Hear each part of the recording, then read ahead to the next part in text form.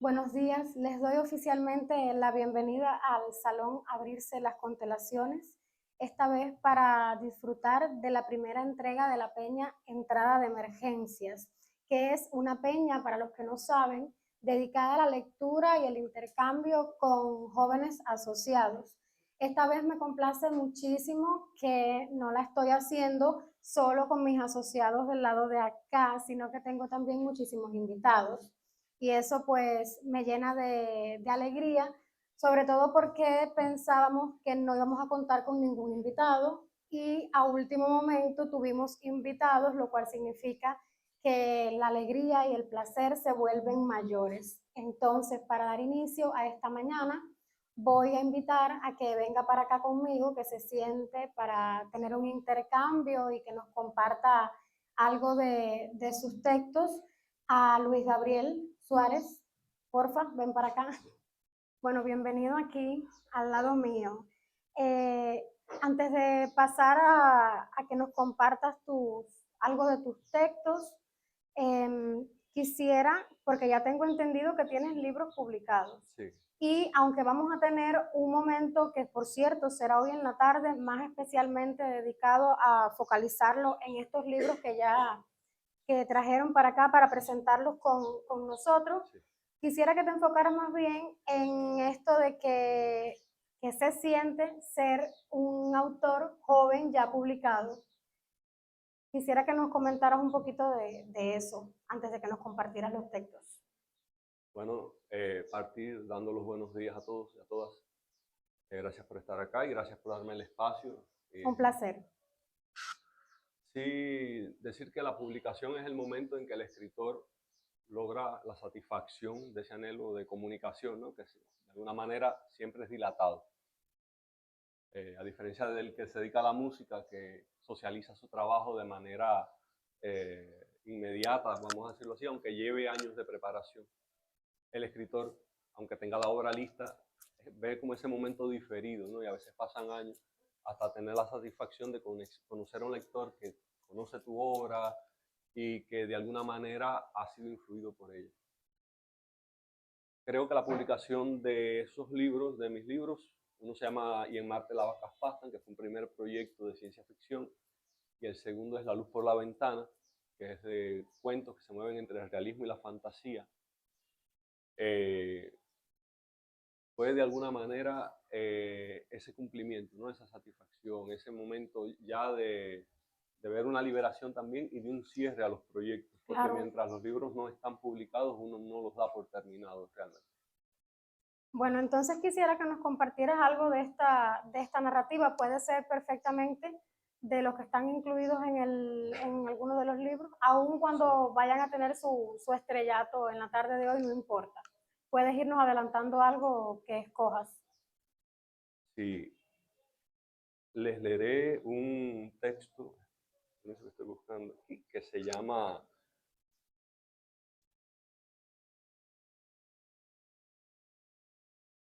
La casa soñada. Es un cuento Perfecto. bastante raro, creo, en alguna medida, eh, pero que me dio muchas satisfacciones, ¿no? En su proceso de escritura. La casa soñada. Esta casa es de alto puntal para los estantes de libros, con una sala grande y cuartos frescos para las abigarradas noches de verano. El patio recibe las hojas del gran árbol.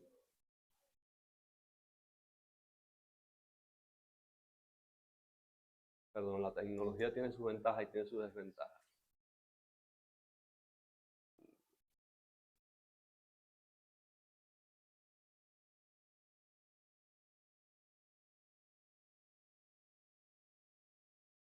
La casa soñada. Esta casa es de alto puntal para los estantes de libros, con una sala grande y cuartos frescos para las abigarradas noches de verano. El patio recibe las hojas del gran árbol que en la estación precisa da sus frutos siempre dulces. Vivo en esta casa de sueño, la habito en la tranquilidad de mis días. Pongo la mesa, sirvo el almuerzo, me siento. Entonces irrumpe en el comedor mi tía Adela con toda su maraña de agujas e hilos, de donde brota un suéter gris cálido como un abrazo.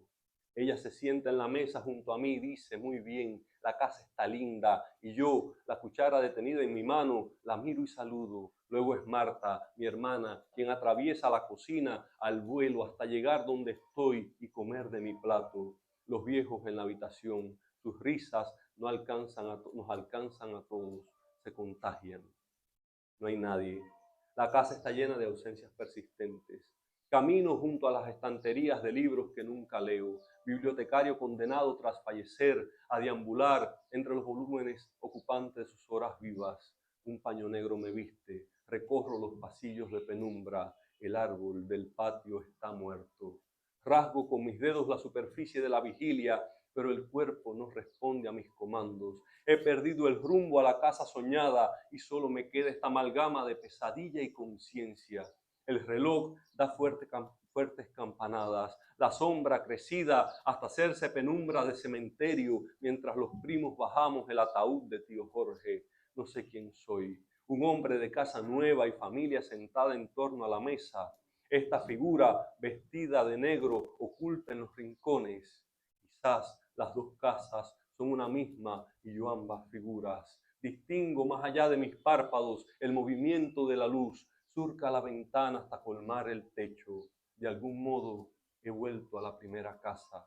Sostengo un libro en las manos y a pesar de tanta claridad no logro identificarlo. Las palabras se tornan ininteligibles. Viene mi madre y mi padre hasta donde me encuentro portando cada uno su propio volumen.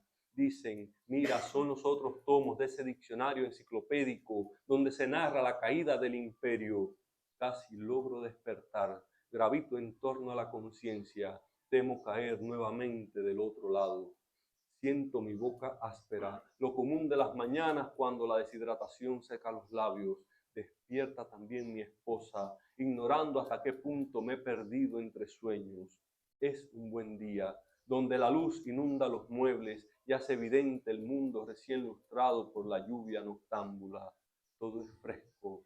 En la cocina se escucha el trajín de los viejos, la conversación de los tíos, la radio que transmite el juego de pelota. Me espera una de esas jornadas donde nada turbará el sosiego. Mi temor es dormir.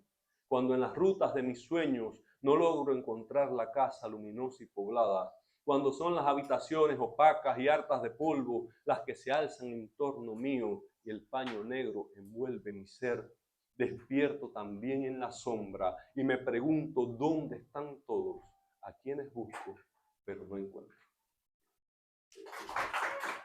Gracias. Muchas gracias a ti. Te despido por el momento hasta que nos veamos en la jornada vespertina. Hola. Hola, muchísimas gracias. Es un placer para mí que estés acá acompañándonos, que hayas hecho un espacio para venir a sumarte a la programación de romerías con nosotros. Entonces, hace poco bueno, para mí ha sido hace poco, porque es que fue la última peña entrada de emergencias que tuvimos dedicada a narrativa, pero realmente no fue hace tan poco tiempo que estuviste acá con nosotros. Así que quisiera saber qué trajiste para compartir ahora con nosotros. Bueno, traje un cuento llamado La Metamorfosis de los Dioses, un cuento que me ha costado, lo he escrito con mucho temor y respeto porque es un tema que siempre me ha llamado la atención. Digamos que las voces de estos personajes me han atrapado, pero no tenía muchos conocimientos sobre el tema del cuento. Ok. Y bueno, es lo que les voy a... Bueno, vamos a permear el cuento, vamos a darle la oportunidad. Okay. Muchas gracias.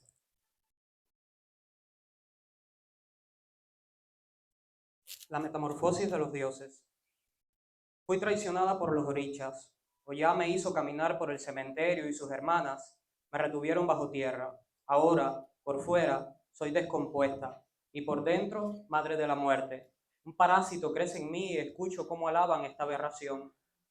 Desean que cuente sobre la noche donde los labios de Kenia estaban en mi intimidad, su lengua sobre mi piel negra, piel de dioses que se estira por la parte del vientre, y lo demás funciona como aperitivo para Yeguá.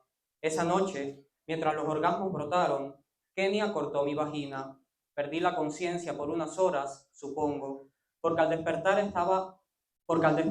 era mujer cocida, mujer virgen y abandonada en el territorio de Ollá, sangre y dolor.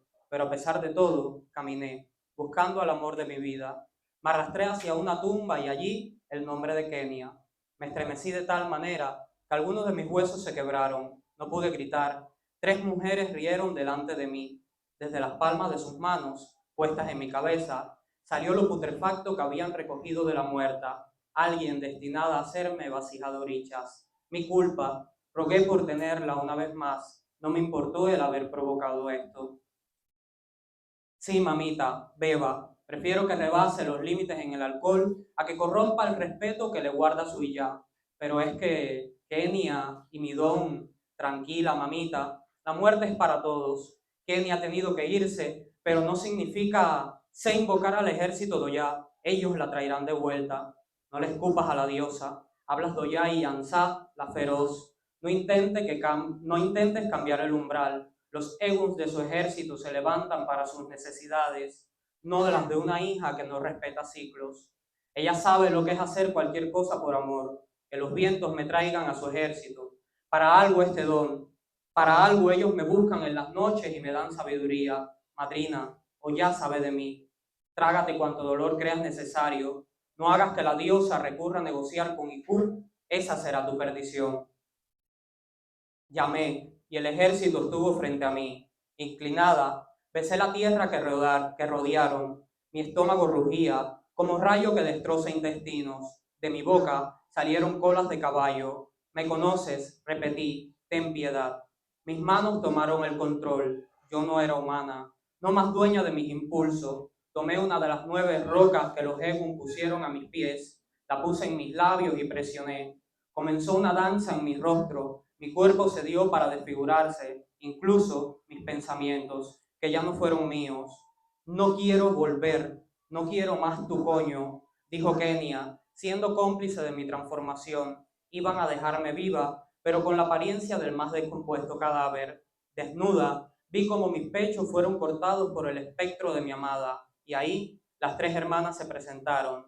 Salivé sin saber qué era yo. Me levanté sin dolor. Parecía despertar de una pesadilla.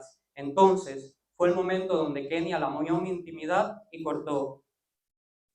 Has trascendido, mamita, pero sigues en este plano. Por eso, y porque no me queda mucho, cuento la muerte de tu hembra. Kenia sabía usar sus máscaras, y mientras hablo encima de tu tumba, recuerdo cómo las quitó delante de mí. Después de que me la presentaras, después de que su amistad anidó en mi hogar, vino a poseerme. Puso su sexo en mis piernas, besó mis senos, me dejé llevar. Pero me detuve antes de que sus dedos jugaran con mi vagina. Lo hice al oír la voz de Iku a mis espaldas. Él quebró la superficie de Kenia. Así me fijé en su embarazo. Engendraba algo con la potestad de manipular la existencia de los orichas. Descubrí cómo los dioses partirían a otra tierra. Nadie iba a poder invocarlos y la semilla de Kenia era la raíz de esta decisión. La verdad se dijo delante de ella y corrió hacia el lugar sagrado donde los invoco. Derribó cada uno de mis tributos. Por cada acción, más expuesta quedó su historia. Cuando rebanó un cuerpo de hombre para obtener su fertilidad. Por eso su sangre estuvo en mis manos. Machete sobre su vientre y cabeza. Machete sobre su boca y piernas. Tras hacerlo, la culpa pesó más en mí, pero tú, enfocada en el dolor, cambiaste los planes. Tú cargas ahora la desgracia. Su semilla se transfirió a ti y sufre la metamorfosis de los dioses. Los muertos me reclaman, me dejan ver cómo mi madrina cae en el umbral y unas manos salen desde las profundidades para llevarla.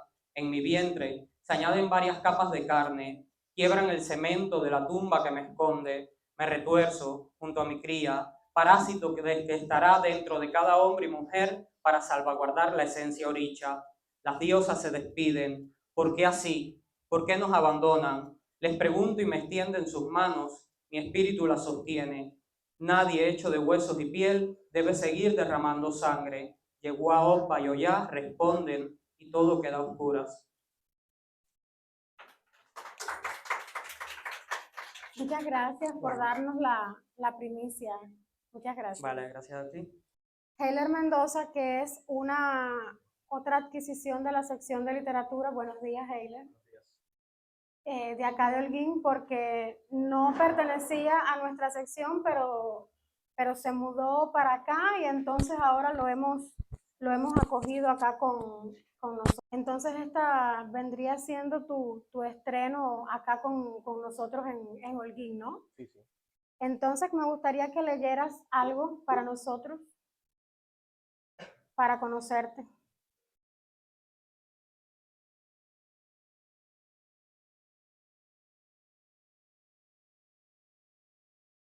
Es un cuento breve, se llama Cuarto Vacío. Ok, adelante. Soy una sombra que escribe las cosas que no vive. Este que ves es mentira. Miro a Jesucristo y busco una espina en mi sien, un punto que nos conecte.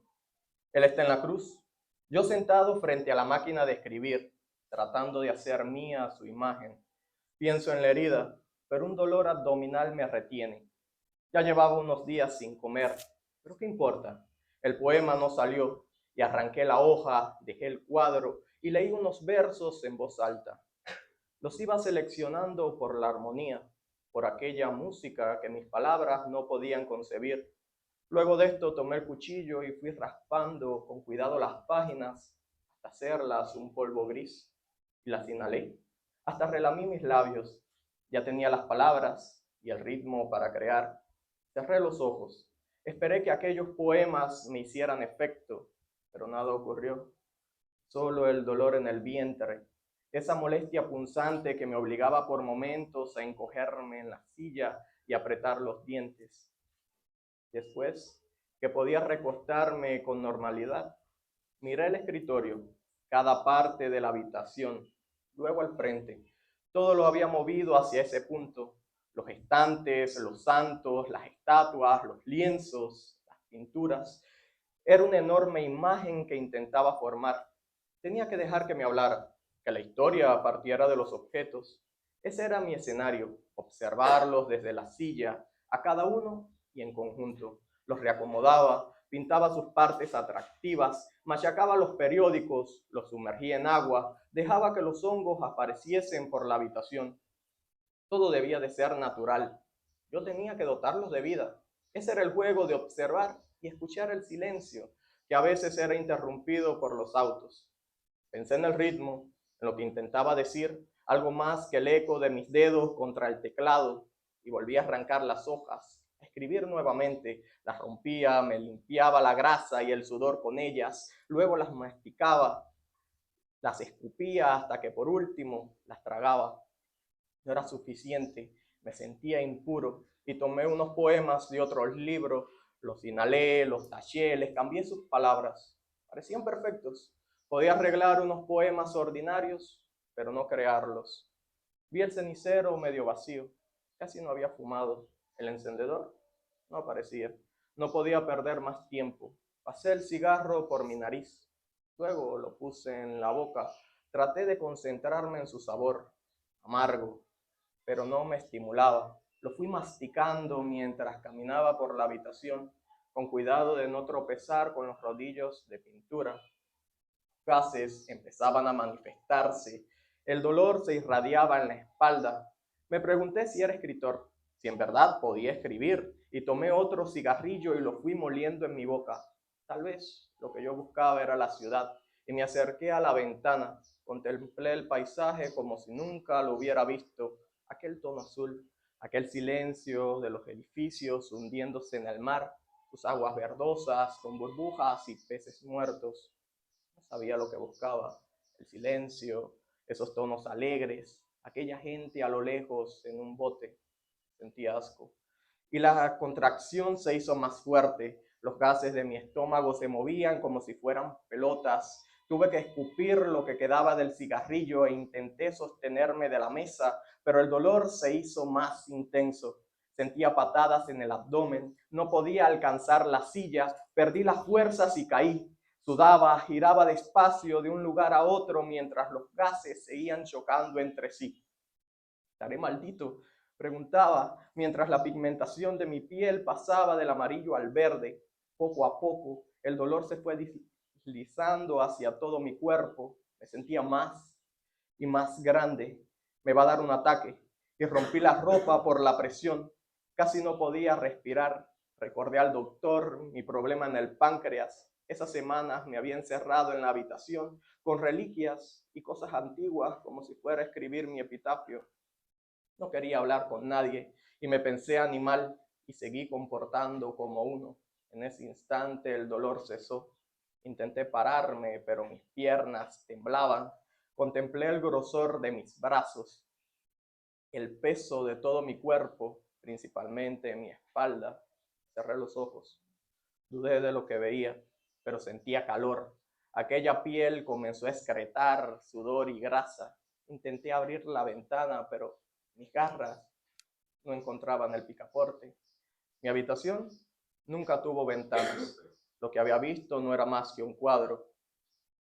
Me di cuenta de toda la mierda que me había metido por la nariz. Me faltaba el aire. Intenté moverme y mis brazos temblaban. Me caía a golpes. Empecé a maldecir los 7 meses que estuve encerrado aquí, en este corral. Ellos tenían la culpa de toda esta mierda, el doctor, el arte. Lancé la máquina de escribir todo lo que había sobre la mesa. Mis ojos se inyectaban de sangre. Maldije a la gente, a los autos, a todo lo que puede ser maldecido mientras golpeaba las paredes, el escritorio. Algunos de mis golpes fallaban, pero se sentía bien. Reía mientras lanzaba las cosas, las destrozaba, como si yo fuera parte de todo aquello. Y en ese momento ocurrió la revelación. Con las manos embarradas y el sudor por mi frente, tomé la hoja y escribí. Pero al escribir no había una imagen, mucho menos una idea, solo era un dibujo. Mis rayones hicieron un rostro y cuando lo vi, corrí hacia atrás. Aquellos ojos eran un reflejo, algo perturbador que siempre odié. El ojo como punto de referencia, el ataúd humano. Aquel no era yo, no podía serlo. Jamás me había puesto a pensar en algo semejante a aquellas palabras. Miré al cuadro y las palabras seguían allí, dispuestas a recordarme quién soy. Me dieron náuseas. Mientras vomitaba, me di cuenta de que soy un animal extinto y de que mi enorme cadáver no cabe por la puerta. Y finjo de nuevo ser el escritor, mientras araño mi piel y hurgo cada vez más adentro. Mis garras atraviesan la coraza, mi enorme cadáver no cabe por la puerta, y me desgarro la carne y separo un lado mi piel. Ahora cada porción se vuelve un escrito. Gracias. Gracias a ti y que esta haya servido como tu bienvenida oficial a la sección de literatura de Olguín. Muchas gracias. Debo decir, aunque ya he sabido, que la visita de ustedes fue una sorpresa agradable para el desarrollo de palabras compartidas, porque yo solo tenía la idea de que iba a venir Gabriel Suárez, y bueno, viniste tú también y vino Claudia, con la que tendremos la oportunidad de intercambiar en la próxima peña entrada de emergencias que tendremos. Y es un placer, como ya decía al inicio, para mí, para nosotros, todo el equipo, el comité organizador de Palabras Compartidas, que hayan podido concretar la visita para intercambiar acá con nosotros. Así que una vez más les doy la bienvenida. Y aprovecho para recordar también, que lo decía al inicio, pero lo reiteraré. Hoy en la tarde van a estar Gabriel Suárez y Gabriel Castro presentando 2 textos en formato digital de Gabriel Suárez que ellos trajeron para compartir, para presentar acá con nosotros. Y mi insistencia en recordarlo es que como no teníamos este conocimiento, pues no se incluyó en el programa, lamentablemente, y por eso les hago la salvedad una vez más para que puedan incorporarse con nosotros a las 2 de la tarde, aquí también en el salón, abrirse las constelaciones. Gabriel, te doy la palabra para que, si nos quieres decir algo, pues por supuesto eres bienvenido, y para que nos compartas además algo de tu creación literaria. Buenos días, agradecido y feliz de estar acá. Es una oportunidad de estar en romería, compartir con amigos, ese encuentro. En esta ocasión voy a leer algo de mi narrativa. Es un texto que a mí me gusta mucho, un texto ya que tiene sus años, tiene debe tener unos 4 o 5 años, parte de un proyecto, uno de los primeros textos que se escribió para este proyecto. Me quedo aquí. Mi hermana es muy buena conmigo. Me trajo a vivir con ella después de que la nana se fuera al cielo junto a mi mamá. Al principio no me resultó fácil. Después de vivir con la nana que me dejaba correr por los interminables pasillos del casón, venir con mi hermana a esta casa pequeña y desportillada. Desportillada, esa es una palabra que le aprendí a mi hermana. Ella es muy inteligente. Todos los días me hace recitar R con R cigarro, R con R carril. Van corriendo los carros por la línea del ferrocarril. Lo dije bien, ¿no? Sí, continúo. Me fue difícil adaptarme a las exigencias de mi hermana. No me dejaba jugar a las cabezas locas con el tronco de la mata del patio, y por eso está triste y los comejenes se han ido a vivir en él. Ni me deja comer lombrices. Pero le diré un secreto. A veces, sobre todo cuando extraño a la nana y ella no me ve claro, me meto un puñado de tierra a la boca y si tengo suerte mastico alguna lombriz. Seguro usted comió lombrices de pequeño. Todos los niños lo hacen. Pero no hay manera de que mi hermana me lo permita. Pero mi hermana es muy buena. Ella no me hace salir a matar las ranas de las alcantarillas o los grillos del patio, aunque sé que no la dejan dormir. Cuando está tejiendo con los interminables ovillos regados por el suelo, me ve triste y yo sé que lo que teje es mi ropita. Me dice que juguemos al escondite y yo me escondo muy bien. Ella nunca ha podido encontrarme. Ahí estabas, escarabajo. Te escondes muy bien, dice cuando salgo después de un rato. Luego me da un vaso de yogur y un dulce que compra solo para mí. La verdad, quisiera ir a la pastelería a comprar otros tipos de dulces, pero mi hermana dice que fuera es peligroso, que la gente es maliciosa, fariseos, dice, marrulleros, crápulas, bergantes, dice. Algunas veces salí de casa de puntitas, todo me pareció demasiado grande. Al rato, el ruido me hizo doler los oídos. Los tapé con fuerza y cerré los ojos. Luego sentí un golpe muy fuerte en las costillas y a mi hermana gritarle con fuerza a un hombre que se disculpaba. Nunca más salí de casa. Ahora quisiera hacerlo, pero solo con ella, a comprar dulces. No necesito nada más. La tengo a ella, a mis juguetes, y si soy un niño bueno durante una semana, sí, una semana según mis cálculos, me prepara siempre arroz con leche, con unos puntitos negros que saben muy bien. En las noches me hace mimos que me producen unos escalofríos muy raros, pero me hacen sentir bien. Me da de beber de sus pechos una leche muy sabrosa. A veces no puedo beberla toda y me deja un poco para el desayuno.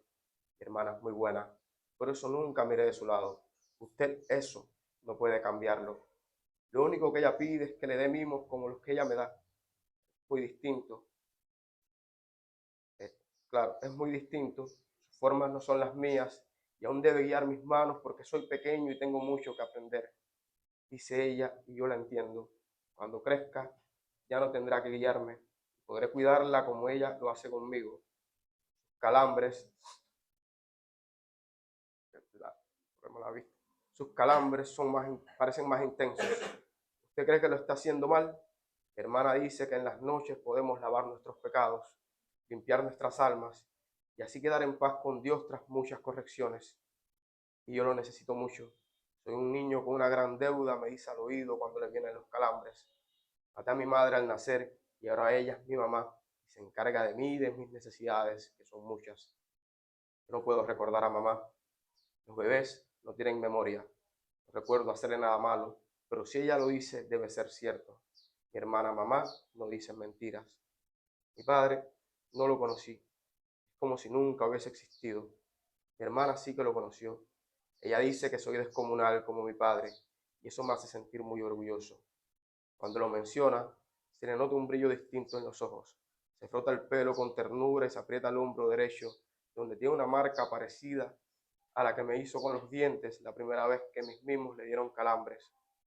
Cuando hago feliz a mi hermana, me prepara tostadas muy ricas en la mañana y se bebí todos los de sus pechos una taza de leche con café caliente, aunque no es lo mismo. Por eso les ruego, Señor, no me separe de mi hermana. La vecina es una chismosa. Seguro ella también quiere que le dé mimos.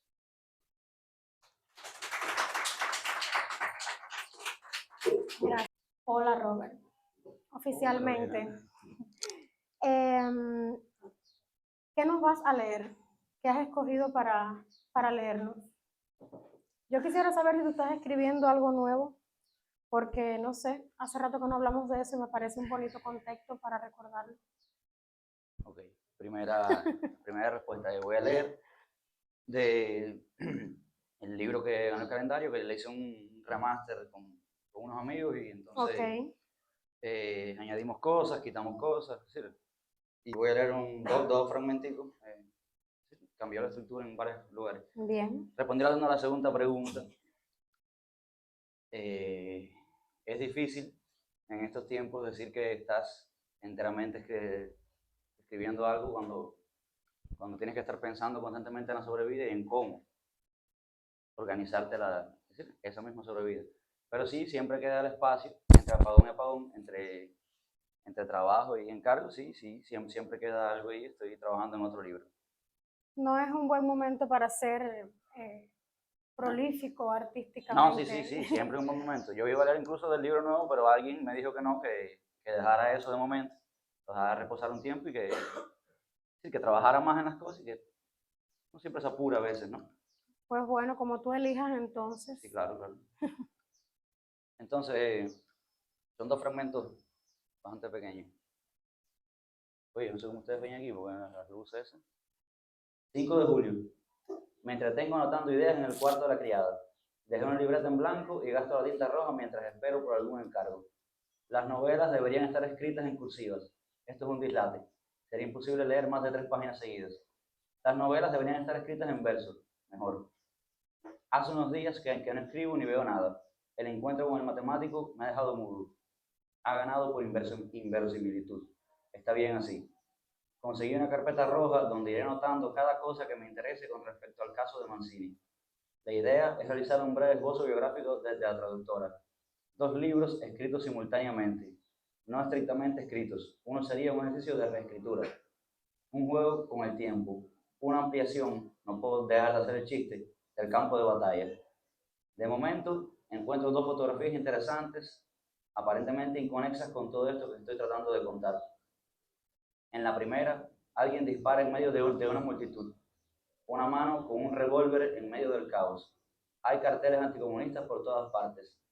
De espaldas, Anastas Mikoyan, creo que se escribe así, avanza hacia el Palacio Presidencial. La foto es de 1959 o 1960. Se trata de las protestas en contra de la visita del canciller soviético a La Habana.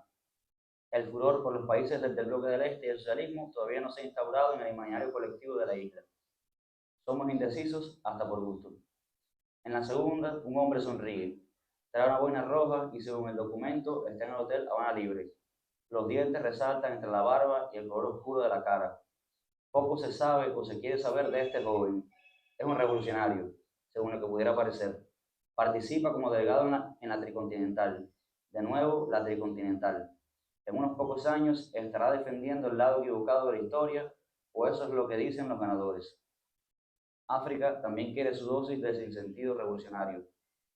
Jonas Savimbi, el joven de la boina roja, pronto entenderá que solo hay un lado capaz de contar bien la historia. Me interesan estas conexiones sin sentido. Mikoyan, Savimbi, Moravia, Mancini, La Habana, todos atrapados en la red de la historia.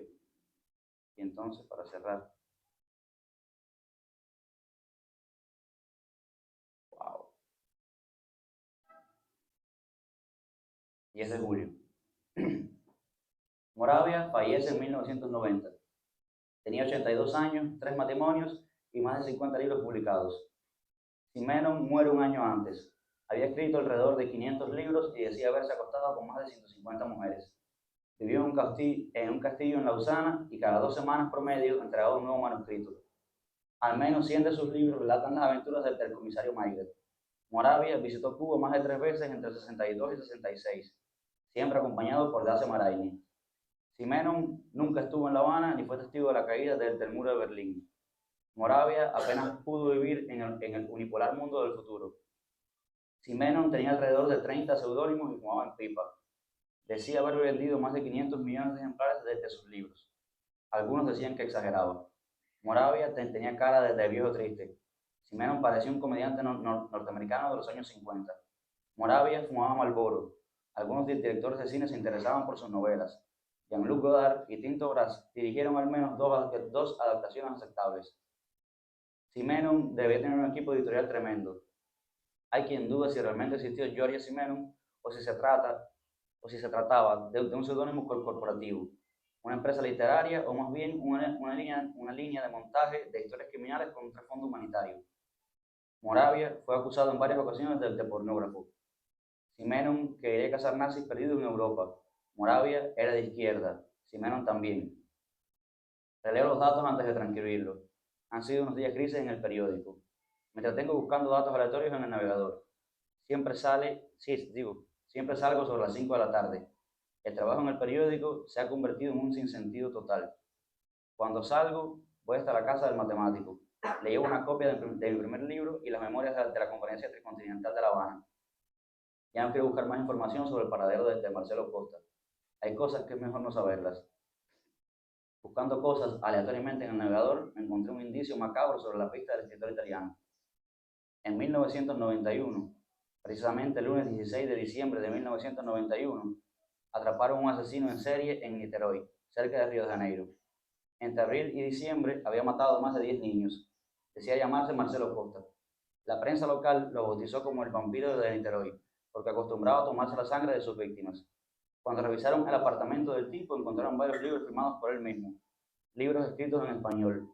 Los policías preguntaron por los libros y Costa les explicó que él los escribía. Les dijo que era escritor, un escritor menor, si se entiende qué significa esto. En algún punto, todos los escritores son escritores menores. Lo cierto es que en el 87, después de publicar un relato casualmente titulado El caníbal de Río, en la revista Enigma, la figura de Costa desaparece del panorama literario cubano. Ni un cuento, ni nada más, ninguna noticia, nada, ni en Cuba ni en Italia. Entre el 87 y el 91 no hay nada, absolutamente nada en la vida del autor de la terrible forma del vacío. Y de momento aparece transformado en un asesino serial de Itaboraí, convertido en uno de sus personajes más anónimos. ¿O no? Quizás es un malentendido histórico, una broma siniestra del milenio, como las novelas de Simenon que no tienen al comisario Maigret como protagonista, o como los libros de Moravia que no se desarrollan en Roma. Le conté lo del vampiro de Niterói al matemático, no podía creerlo. Más allá de la coincidencia con el cuento publicado en 87, había varios eventos relacionados en 1991 y dijo que no podía ignorarlos. Dijo que en ese mismo año la traductora había desaparecido en Amberes durante un congreso de escritores policíacos y precisamente en julio de 1991 retiraron la novela de Costa de las librerías del país que todavía guardaban algunos ejemplares. Ahora soy una cronología macabra. Terminamos de hablar después de las 7 de la tarde y caminé hasta la casa de mis amigos los cinéfilos. Quería recoger el laptop y mis libros. Tenía todavía una llave y no quería confrontar ni a mi novia ni a los tipos del centro. Los tipos del centro me dieron una última oportunidad para entregar el manuscrito. Reestructuré las cosas que quería decir en función de las cosas que ellos pensaban sobre las cosas que había dicho. Agregué algunas anotaciones de Mancini y unos cuentos de la antología de Costa. Anoté otras ideas que me vinieron a la cabeza a última hora. Quité todas las referencias literarias innecesarias y lo envié apenas llegué al apartamento de mi novia. Alimenté a los gatos y después puse mis 3 temporadas favoritas de Los Simpsons. Realmente no soy un tipo muy original. Bueno, ahí termino.